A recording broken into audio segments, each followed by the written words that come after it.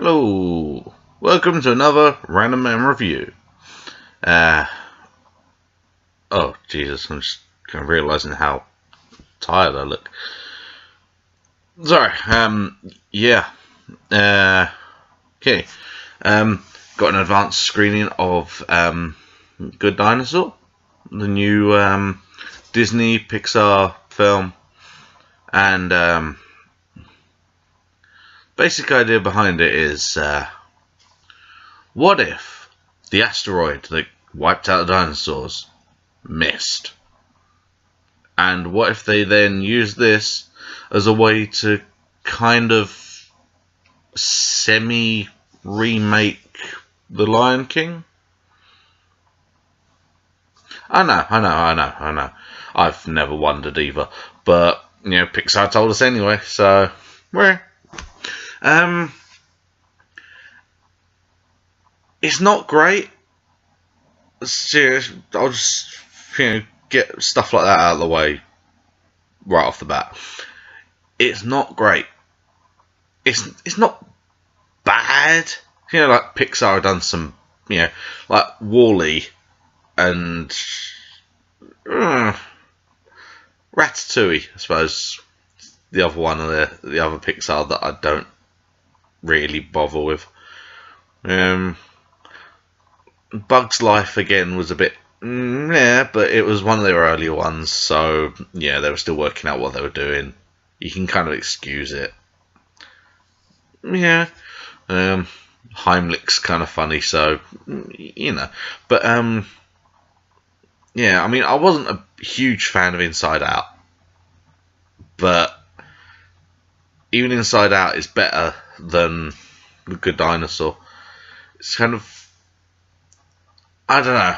As I say, it does in places feel like some sort of semi-remake of Lion King. It's got a similar story, similar feel, just without the music. Yeah, it even has a it even has a character that kind of a sort of rough, scruffy character that teaches him, sort of helps him how to, help show him how to survive and stuff in the wild and that. And it's, but yeah, it's I mean, I say it's not, it's not the worst film ever made, but it's like normally Pixar films, you could go see it as a family, or sort of older people, whether they've got kids or not, could go see it, and there'll be jokes that are aimed at the kids, and then there are jokes that the parents will laugh at, and then the kids are like, "Daddy, why is that funny?"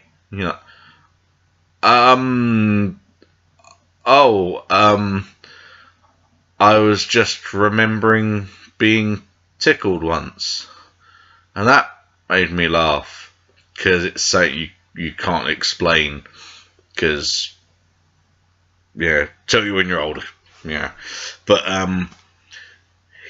as far as I can remember, all the jokes in this were kind of, just sort of straightforward, pretty much aimed at kids. It was like the whole film was aimed at sort of primary school kids, maybe sort of very, very, very early teens, but it seemed a lot more kid focused than Pixar films usually are. I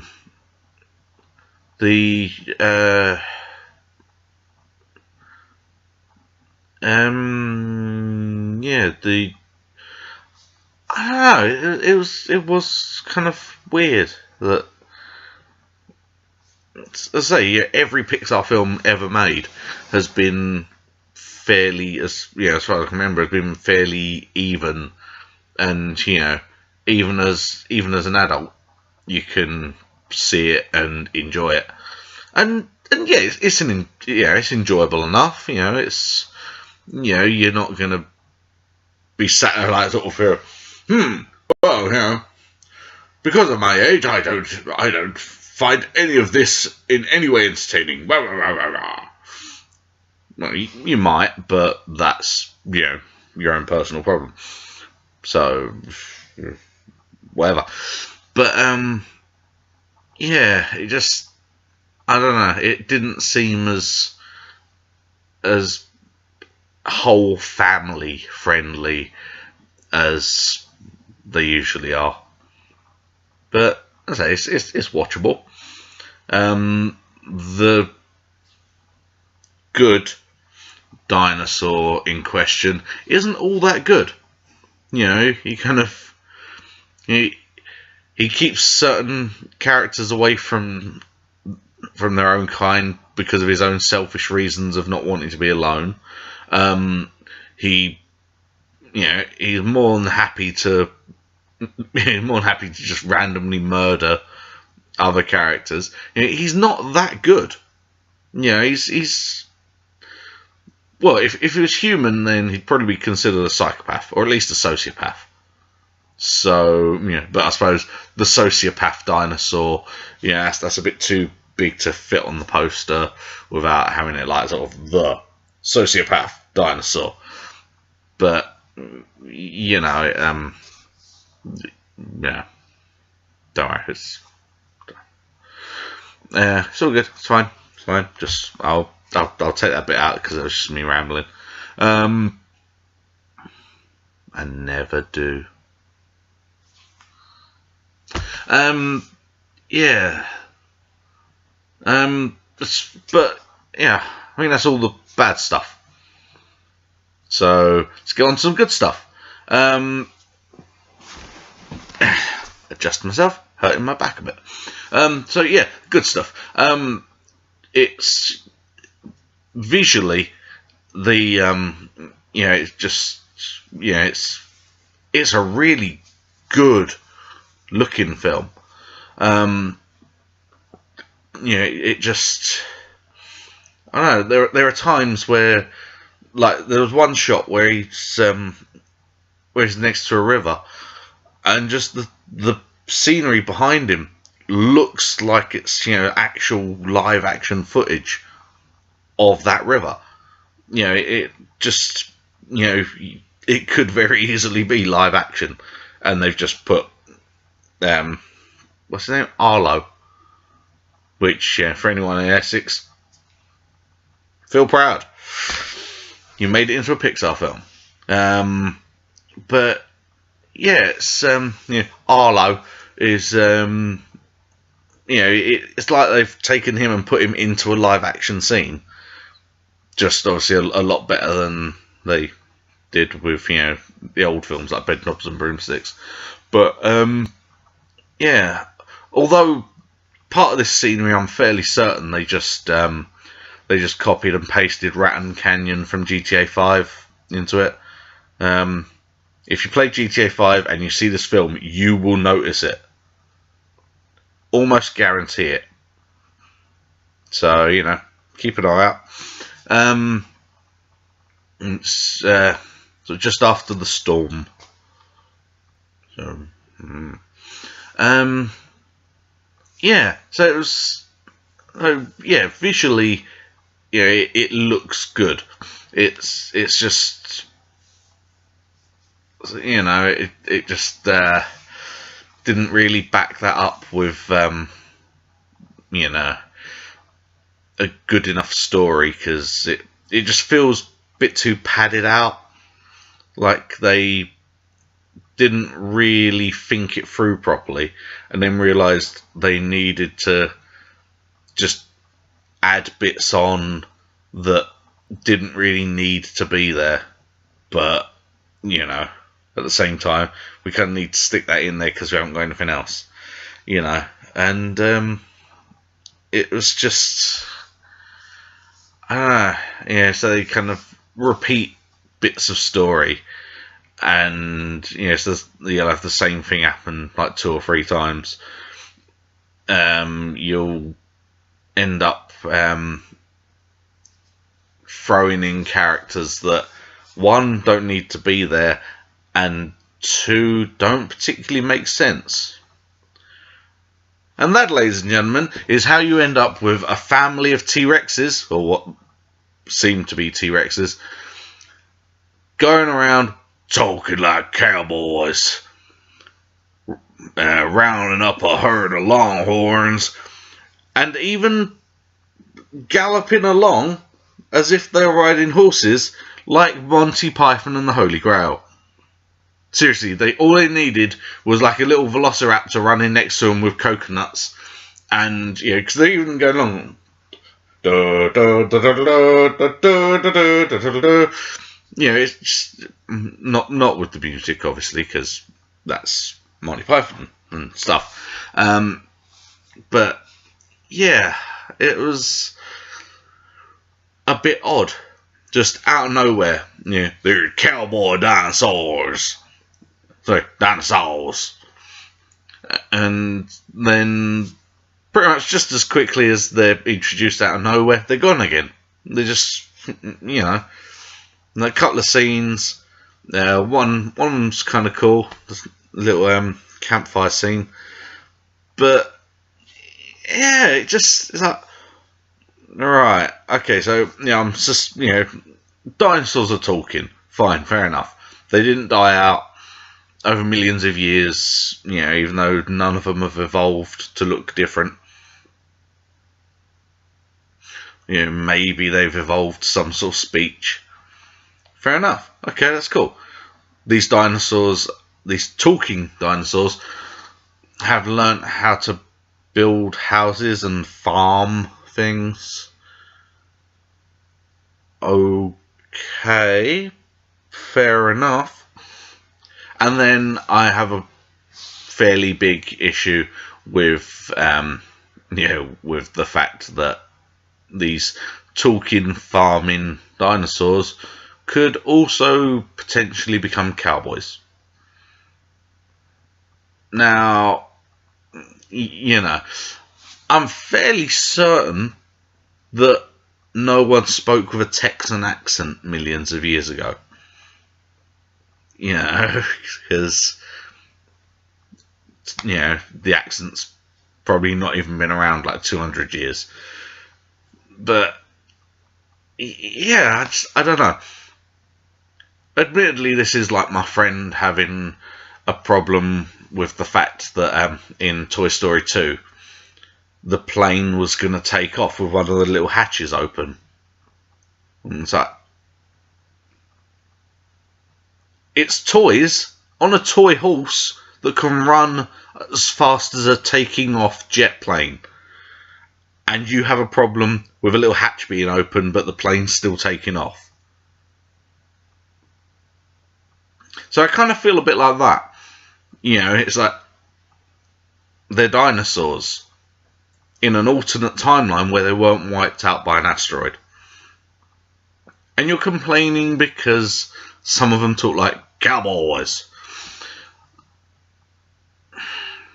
Dude, what the fuck? But, yeah, perspective, dear boy, perspective. But, yeah, it's, I don't know. They're one of several characters that didn't need to be there. However, one character that needed to be in there a lot more, and the fact that where I work, there's a huge banner of this character, making it seem like he's quite important, and then he's there for about a minute. I really wish I could remember what type of dinosaur he is, but he's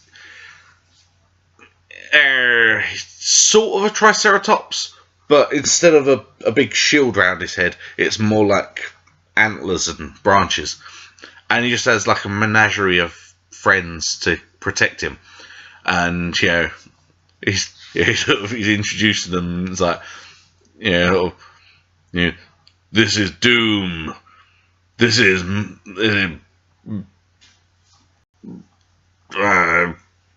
Ultimate Slayer. This is Dream Crusher. He stops me from getting what is it? he stops me from getting unreasonable expectations or something like that. And this is Debbie. And it's just this little bird just like, hmm. And it's just, I don't know, he's this insane, I don't know if he's supposed to be like a crazy hippie kind of guy, or if he's supposed to talk like a Red Indian.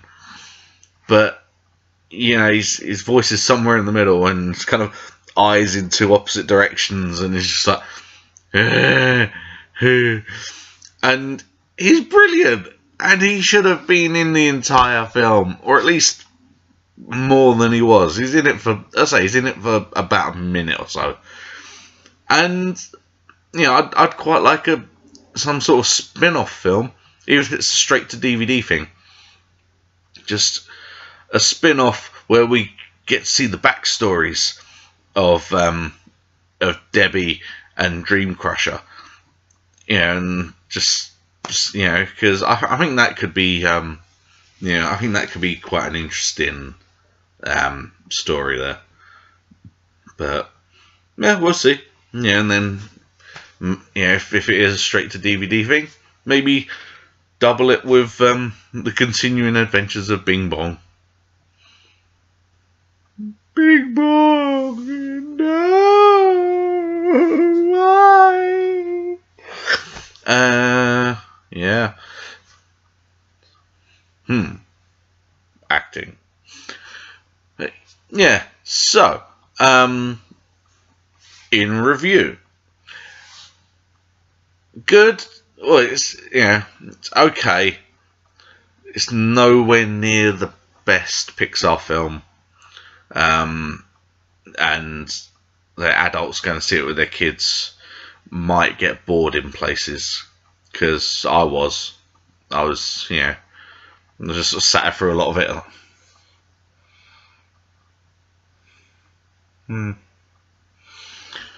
But yeah, it's it's worth a watch. It's it's not going to be life changing.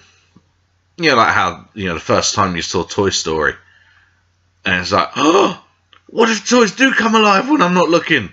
Oh, wow. It's not gonna. You're not gonna think, oh, what if dinosaurs could farm? Oh, what if they were talking to each other in fully developed American accents? Every single one of them. Actually, no, there's one or two that have a. I don't know, when they first introduced them, they sound Canadian, but which would have been cool if these characters were sort of slightly dopey Canadian characters. That'd been kind of cool. They weren't. They were. It was different. That's all I can really say without giving too much away. But yeah. So the good Dinosaur is more of the watchable, if there's nothing else on, Dinosaur. But as I say, I know that if there's any comments on this video, some of them at least will probably be people disagreeing with me and saying that it's really well made and they really enjoyed it, and that's cool. This is just my opinion of it. If you disagree, then please feel free to tell me that you loved it, and so, it's the greatest thing they've done since The Incredibles. Just bit of a fan, gotta be said. Incredibles 2, kind of my dream sequel. And until Disney get around to making more Tron films, but or someone makes another good Ghostbusters. Yeah, not holding breath. Yeah. So I say, if the kids want to see it, then they'll go. It's not going to be a terrible experience. Just it's just not as good as Pixar can usually do. So I'm hoping that means that there's something pretty big on the horizon that they've put more effort into, and this was just kind of a, well, we've got to release something for that holiday season. We'll put this out there, and it'll do all right. And then next year or whenever, it's just kind of a cinematic punch in the face. Oh yeah, bit disappointed with Good Dinosaur. As this for you, and then we're just like, oh, wow. But yeah, so give it a go, give it a watch. If you do really enjoy it, then please the comment section's there for you to say, hey, I really enjoyed this, and because some people are gonna really enjoy it. There's going to be that sort of, oh, it's a bit like The Lion King in places. Oh, yeah, I really like that about it. Fair enough. I was just there kind of criticising it. And eating pizza. Pizza. Yeah. So, yeah. Thanks for watching. I will, as always, likey, subscribey, at the very least, sort of come back and watch more. Watch the other stuff that I ramble on about. Yeah. And yeah, let's say thanks for watching. You're all awesome people. And yeah, I will see you next time. Hopefully after seeing a film that grabbed me a bit more. Oh well. Yeah. So I'll see you next time. Goodbye.